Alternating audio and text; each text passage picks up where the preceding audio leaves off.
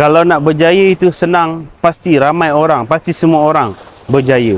Kalau untuk kaya itu senang, pasti ramai orang akan kaya. Tapi hakikatnya, untuk kita kaya, untuk kita berjaya dalam apa saja bidang, apa saja kejayaan yang kita ceburi, dia perlukan pengorbanan, perlu lalui susah payah, kesusahan. Barulah kita akan rasa bagaimana hasilnya. Jadi ramai orang, dia rasa untuk capai kejayaan tak perlu buat apa-apa, tak perlu susah payah, tak perlu penat lelah. Sebenarnya itu mindset yang salah. So kalau kita usaha, insya-Allah kita akan capai apa yang kita inginkan, apa yang kita target. Kalau kita tak capai, kita tak dapat dekat dunia ni, yakinlah Allah akan balas, Allah akan gantikan dengan nikmat yang lebih besar dekat akhirat sana. Jadi teruskan usaha tanpa putus asa.